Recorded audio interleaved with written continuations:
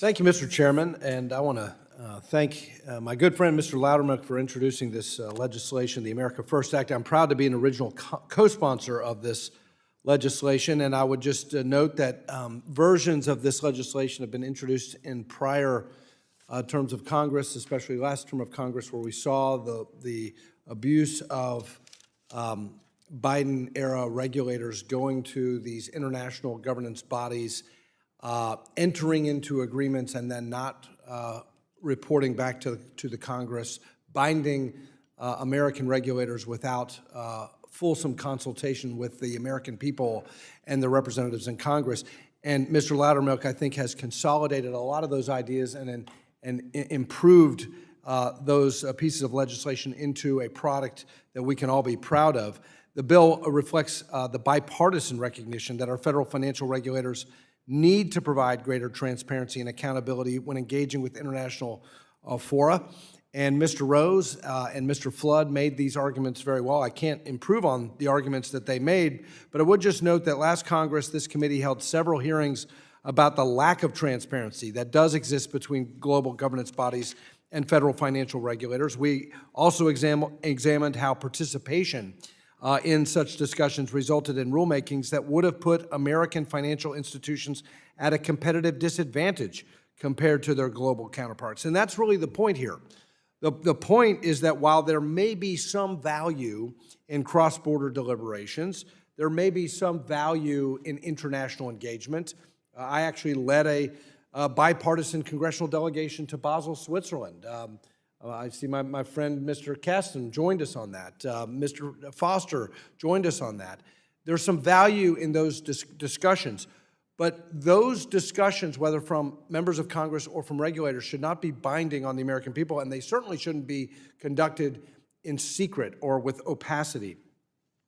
And the objective should never be international regulatory harmonization. That should never be. There's some utility in consultation with peer countries and other regulators. There's some value in that. But the goal should never be international harmonization. The goal should be American competitiveness. That's why this legislation is so correctly named the America First Act. The goal should be American economic growth. We should want better regulation than other parts of the world.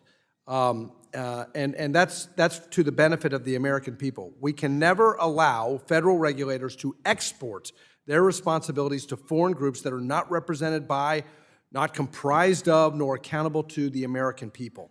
This bill asserts American sovereignty. It requires the American banking agencies to report on their interactions in these forums in their annual reports, an important step toward increasing transparency and oversight. This is a common sense piece of legislation aimed at reaffirming Congress's oversight role over federal regulators.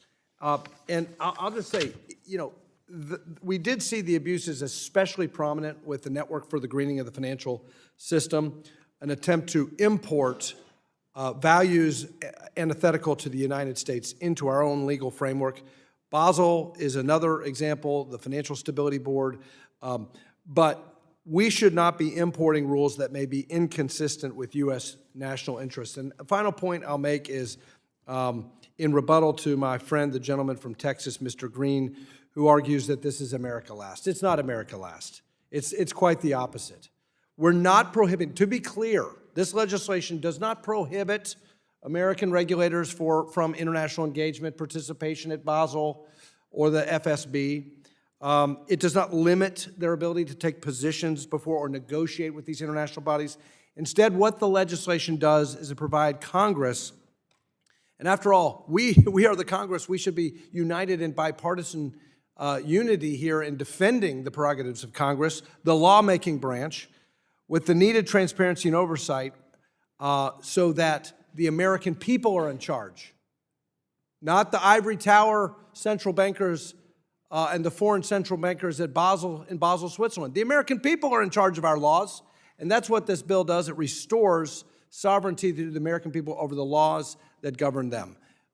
And as we approach the 250th anniversary of the founding of this country and the Declaration of Independence, consent by the governed, that's what we're doing here today. I yield back.